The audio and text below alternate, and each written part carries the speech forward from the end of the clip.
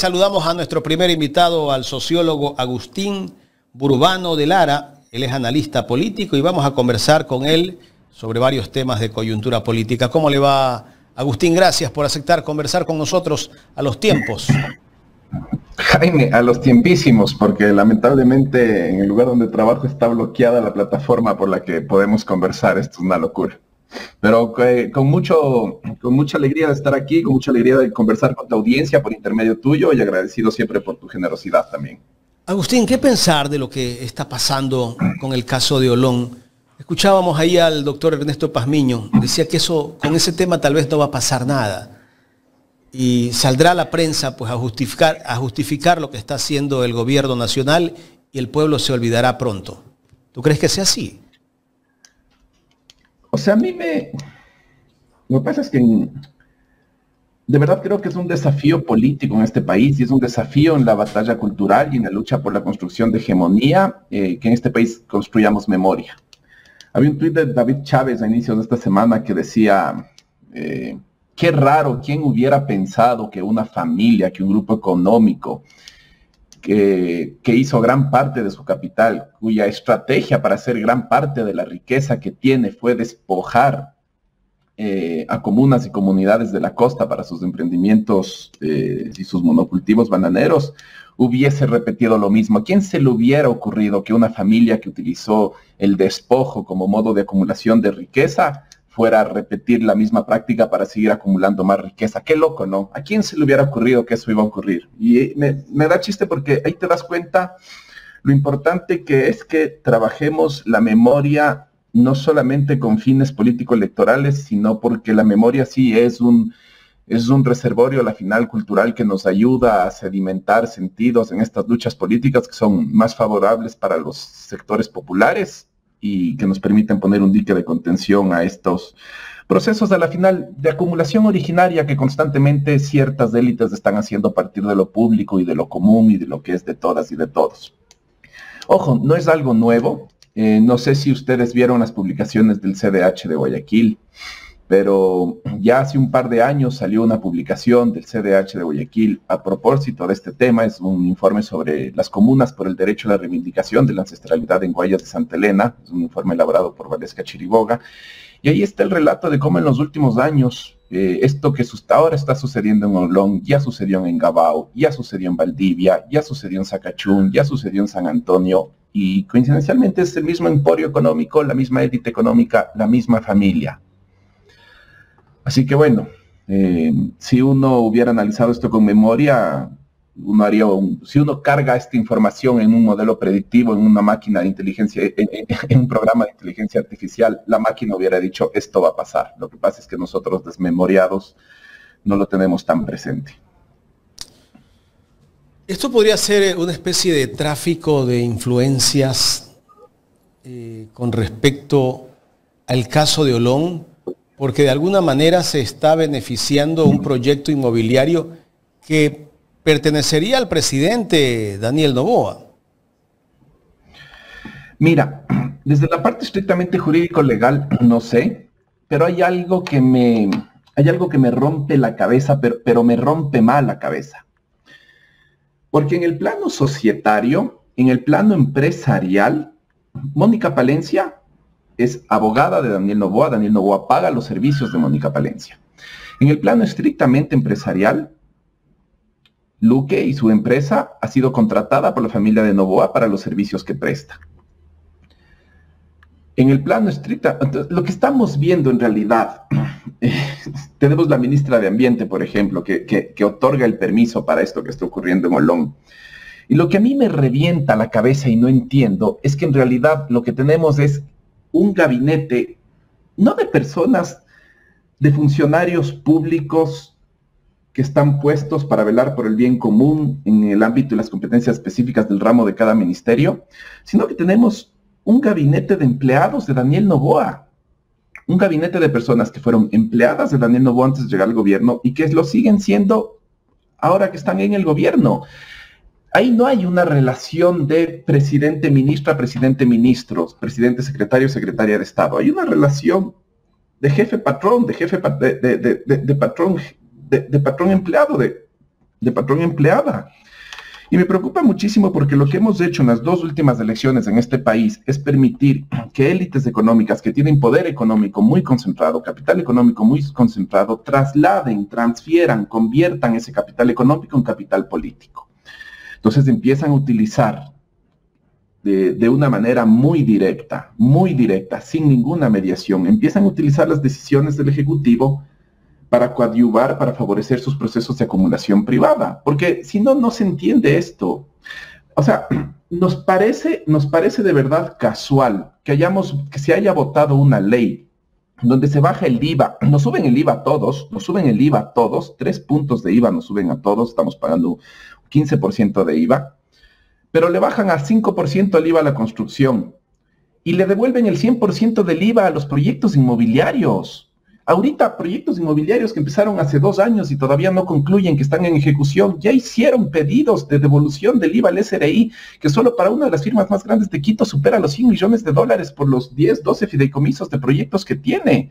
Es una locura. Entonces encima más nos ven la cara, porque inclusive la legislación, las reformas jurídicas, las reformas tributarias que nos dicen que son para la violencia, para combatir el narcotráfico, que el terrorismo, que por aquí, que por acá, en realidad están dirigidas para favorecer sus procesos privados de enriquecimiento a costa de todos. No es que se están enriqueciendo con el esfuerzo personal y a costa de la maravilla de sus ideas y porque las ideas que tienen un nivel de productividad tal y resuelven problemas sociales con una eficiencia nunca antes vista, entonces su plusvalía está más que merecida y legitimada. No, están produciendo procesos de enriquecimiento personal a costa de lo público, a costa de lo que es de todos, y esto ya nos viene pasando desde hace mucho tiempo.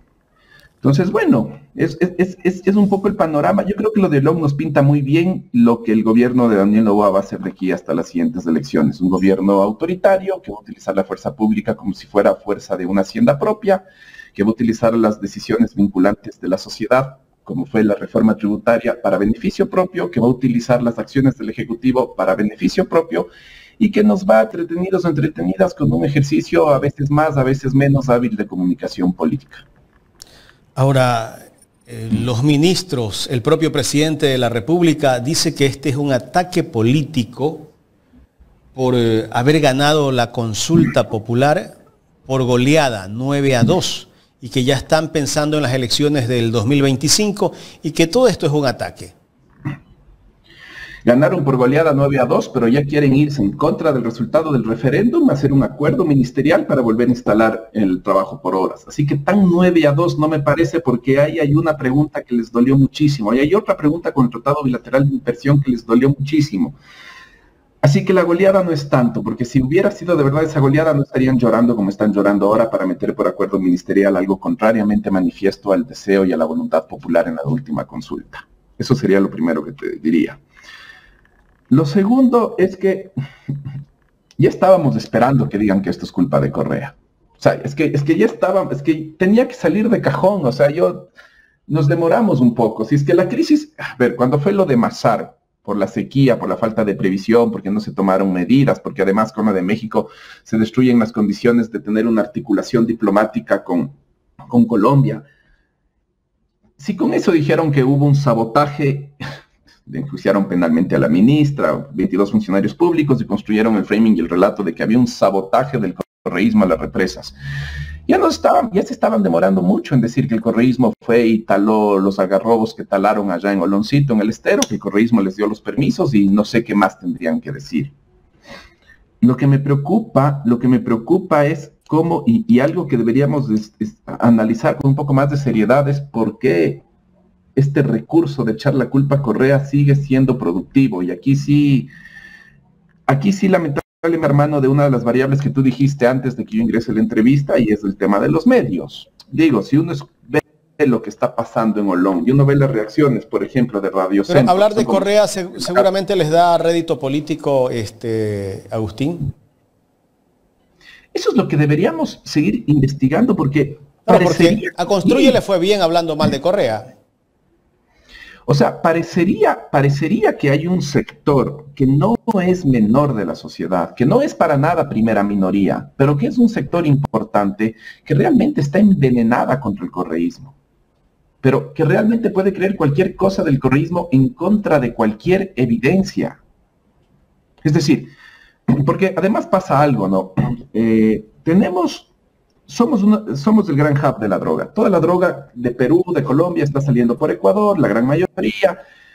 Hay todo un sistema de buques pequeños, pescadores artesanales que van sacando la droga y el combustible hacia el norte del continente, y hay todo otro sistema que es a través de los containers, sobre todo los containers de banano, que principalmente por el boom que tenemos de la venta de banano hacia Europa, desde la instalación de las preferencias arancelarias, sacan la droga en containers de banano hacia Europa. Y no podemos hacer este 1 más 1 de cuál es la responsabilidad del negocio del banano en que se lleve en el banano la droga a Europa. Entonces, sí te digo esto porque de verdad yo sí creo que en algún punto, la efectividad y la productividad de los medios de comunicación en instalarnos la reflexión, en instalarnos los marcos de la discusión, en instalarnos los marcos adentro de lo que es visible y lo que está invisible en la comunicación, es poderosa, es potente. Y hasta que no empecemos a construir instrumentos, sistemas, conglomerados, corporaciones mediáticas, algo que empiecen a satisfacer a otro mercado que tiene unas demandas políticas antineoliberales o alternativas, realmente siento que nos estamos quedando sin una pata muy necesaria para dar la batalla cultural y la disputa político-cultural que tenemos que dar. Correcto, estamos dialogando con el sociólogo Agustín Burbano de Lara. En el tema político que se avecina, Agustín, ya estamos en un año electoral. ¿Cómo ves el movimiento del conglomerado político? ¿Hay posibilidades que pueda salir un outsider para el 2025? ¿O seguirá Daniel Noboa teniendo el protagonismo que tuvo en la elección pasada?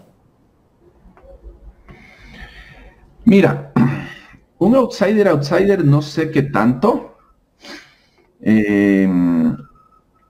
Mientras esto nos está ocurriendo, no es que el problema de seguridad se está arreglando de manera sostenible, de ninguna manera. De hecho, mientras estamos hablando, mientras hay una tanqueta militar en Olón, Durán está siendo reflejada en las estadísticas mundiales como la ciudad más peligrosa del mundo. ¿Ya? Entonces, a lo que voy es que creo que si es que hay cambios, que yo de momento no veo condiciones de posibilidad, pero si eventualmente hay cambios, eventualmente es un Jan Topic el que empieza a disputar la conducción del bloque de poder, porque aquí nos tiene que quedar claro esto: estamos con el mismo bloque de poder de Moreno, estamos con el mismo bloque de poder de Guillermo Lasso.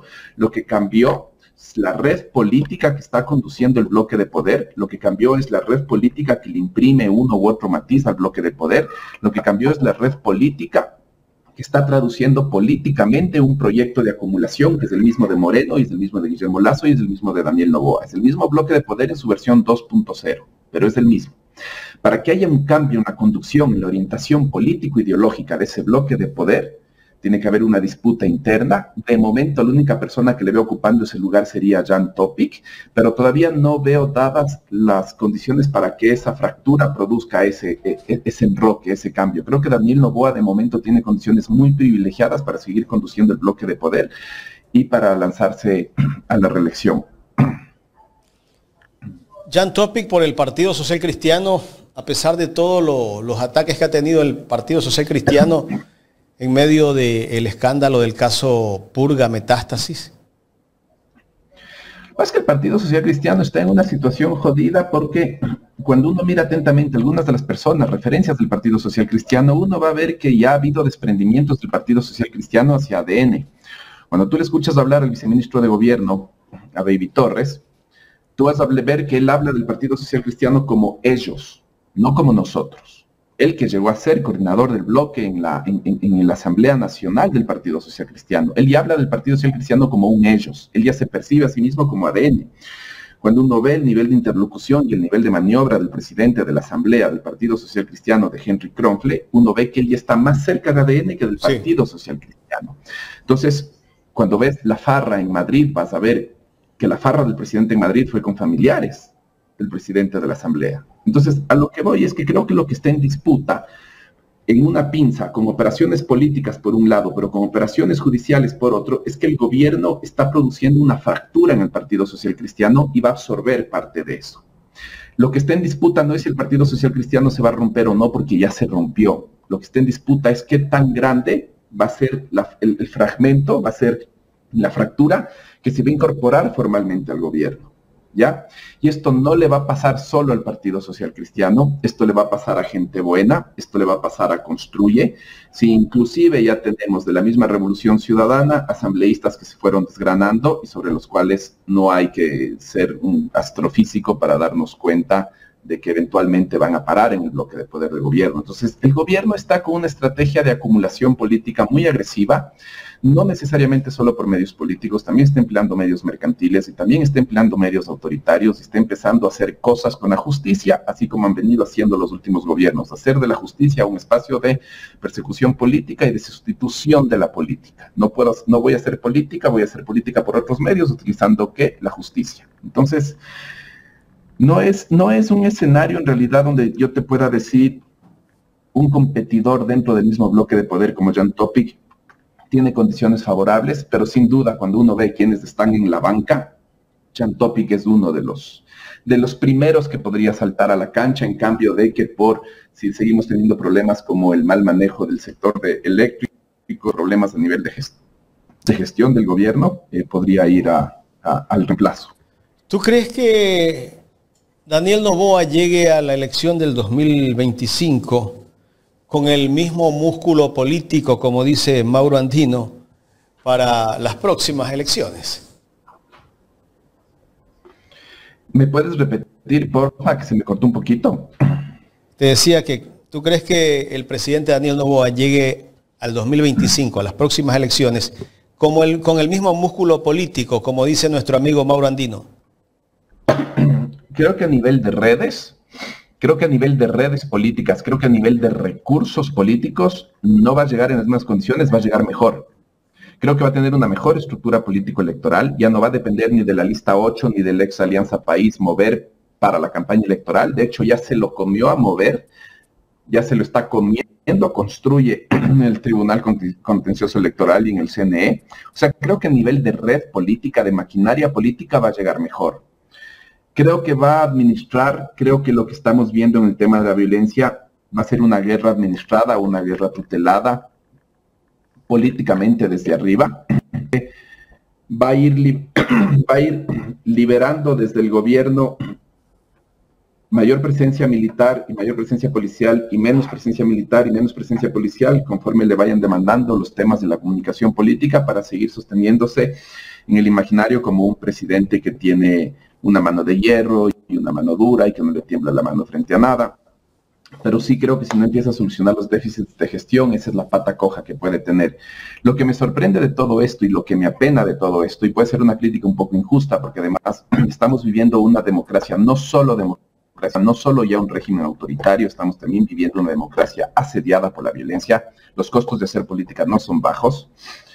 Pero lo que me apena es que cualquier condición de posibilidad de hacer un daño, una ruptura, una mella al proceso de acumulación y de crecimiento político del gobierno no está ocurriendo por virtud de las izquierdas, sino por las falencias y las debilidades del propio gobierno. ¿Qué va a pasar para el próximo año con la Revolución Ciudadana? Seguramente va a ir con candidato o candidata a la presidencia de la República. ¿Qué podría pasar? ¿Cómo analizar el tema de la RC, Agustín? A ver, la situación del RC no es fácil porque la RC tiene que saldar una discusión interna que es jodida y donde las decisiones van a tener costos personales bastante injustos. Y te digo bastante injustos porque creo que cualquier persona medianamente transparente, medianamente honesta intelectualmente en sus cabales, tiene que aceptar que la Revolución Ciudadana ha sufrido una práctica sistemática de persecución política de Fiscalía, de Consejo Nacional de Corte Nacional de Justicia, Judicatura, de Contraloría, brutalmente de Contraloría, de Ministerio del Gobierno, de Cancillería, de Ministerio, o sea, ha habido una práctica sistemática del Tribunal Constitucional, del Consejo Nacional Electoral, hay una práctica sistemática de persecución sobre la Revolución Ciudadana, ¿ya? Y la Revolución Ciudadana, en esta experiencia de haber recibido tratamientos criminalizantes, tratamientos judicializantes, tratamientos antipolíticos, autoritarios, tiene que tomar la decisión de o me defiendo de la persecución política y pongo eso como prioridad, o pongo como prioridad ser parte de un proceso de acumulación política mayor que me exceda a mí, que me haga tener que negociar mis agendas, mis demandas, mis horizontes con otras fuerzas políticas de la sociedad. Y una vez que lleguemos a ser gobierno, aprovechar esa situación privilegiada de estar en el gobierno para empezar a incidir desde lo comunicacional, lo cultural, la disputa ideológica, hegemónica y también desde la disputa institucional en todas las operaciones de persecución de la que soy víctima, ¿ya? Entonces no es una decisión fácil porque cualquier instinto de supervivencia te dice, mira, te están persiguiendo y te están atacando, tienes que poner como prioridad. El problema es que hemos visto en las dos últimas elecciones que privilegiar la defensa de la persecución política sobre el proceso de acumulación política no le está dando efectos. Entonces, la evidencia de las dos últimas elecciones nos dice, sobre todo yo te diría la elección contra Guillermo Lasso. Creo que haber perdido contra Guillermo Lasso es todo un dato de la realidad. Entonces, creo que hay que invertir eso. Creo que la Revolución Ciudadana va a tener que empezar a privilegiar la acumulación política por sobre la defensa del lawfare. El problema es que eso tiene costos personales muy, muy altos.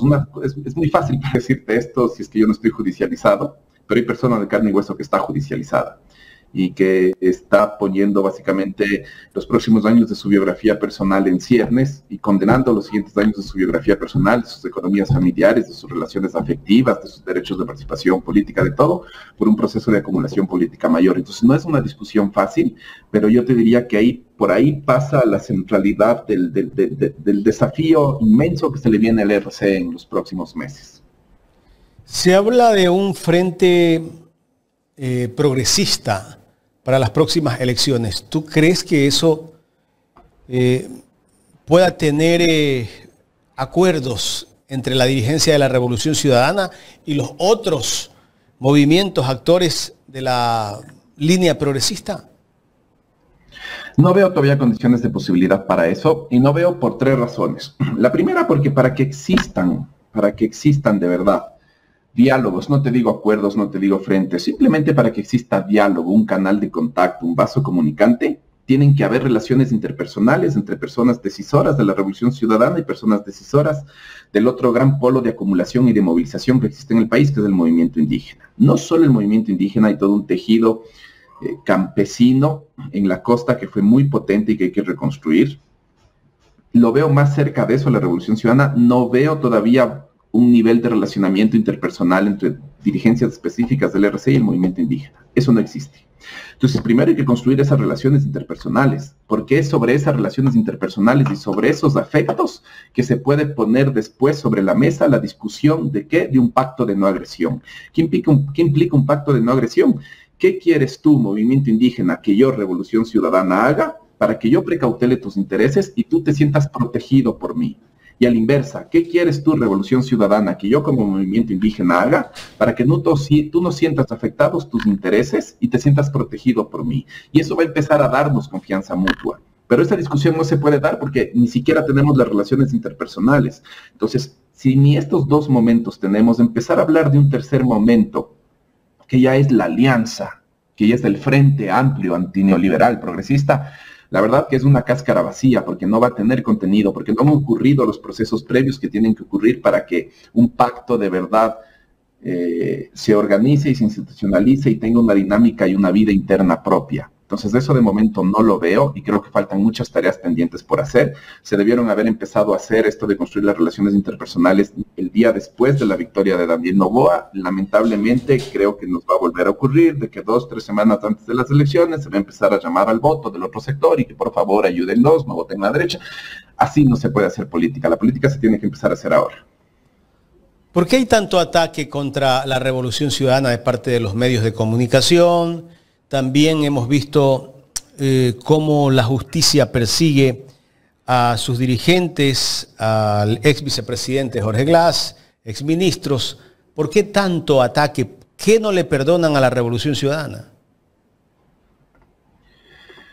Jaime, porque cuando la Revolución Ciudadana llega al poder, a finales con las elecciones del 2006, y empieza a gobernar en inicios del 2007, y se abre todo el proceso de Montecristi, que excede la Revolución Ciudadana, pero que fue conducido y centralizado por la Revolución Ciudadana, hace algo que no había ocurrido hace muchísimo tiempo desde el retorno a la democracia en el Ecuador, y es que construye cierta autonomía de las instituciones del Estado, de las decisiones del Estado, de las decisiones vinculantes que el Estado toma para toda la sociedad respecto de las élites. Las élites estuvieron siempre acostumbradas a hacer poder político y a hacer poder económico y controlar el poder político.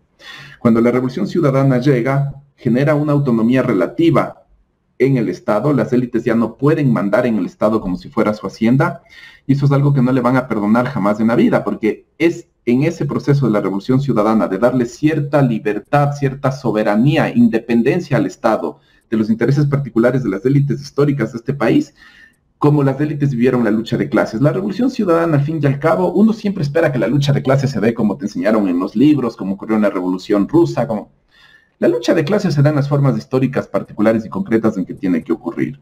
Y la forma histórica particular y concreta de la lucha de clases en el siglo XXI en el Ecuador fue la Revolución Ciudadana.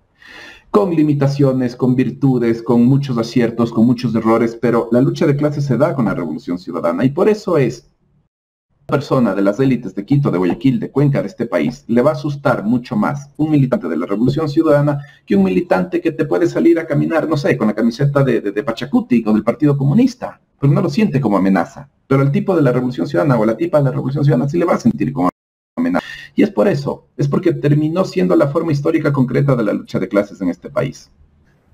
Correcto. ¿Y por qué el pueblo está votando por los opresores? Eso es lo que yo a veces no entiendo, ¿no? Seguramente el próximo año la gente seguirá votando por los opresores. Cuando vino Guillermo Lasso como candidato, decían, él es banquero, él no va a necesitar llevarse recursos ni beneficiarse del Estado, pero finalmente sabemos lo que ocurrió dentro del gobierno de Guillermo Lasso. Ahora, con lo que está pasando en el pueblo de Olón, en la provincia de Santa Elena, también vemos que de alguna manera el gobierno o el presidente podría estarse beneficiando del poder para construir un proyecto inmobiliario. ¿Por qué el pueblo sigue pensando en que el millonario es el que lo va a sacar de la pobreza? Porque aquí yo te diría que confluyen 2, 3 variables. La primera es que al haber señalado las élites de este país a la Revolución Ciudadana como su enemigo político número 1, aplicaron sobre la Revolución Ciudadana sus principales dirigencias un ejercicio sistemático de persecución política que minó seriamente las capacidades de la Revolución Ciudadana de hacer política. Es decir, las capacidades de la Revolución Ciudadana de hoy en día no son las mismas que las que habían hace 10 o hace 15 años. Y eso hay que tomar en cuenta. Yo te doy un ejemplo clarísimo de esto. El informe de Pandora Papers que se hizo, ni bien asumió Guillermo Lasso en el gobierno, es un informe que ya se hizo con capacidades y con músculo político y capacidades intelectuales y con capacidades humanas que eran las que habían después de la persecución tan brutal que hubo durante el gobierno de Lenín Moreno. Con las capacidades humanas, los recursos humanos que había antes de la persecución política, antes de la persecución de Contraloría, antes de la persecución de Fiscalía, ese informe salía 6 veces mejor. Y te digo esto porque la persecución política dañó las capacidades de la Revolución Ciudadana de hacer política, nos guste o no. Y entonces aquí viene lo primero, hubo una persecución sistemática que erosionó las capacidades. Lo segundo, si erosionas las capacidades de hacer política y además en los últimos años de tu gestión te centraste más en la gestión que en el ejercicio político, no estás haciendo política en las mejores condiciones que puedas, no estás haciendo política tampoco de la mejor manera que supiste hacer en los 2 primeros periodos de tu gobierno.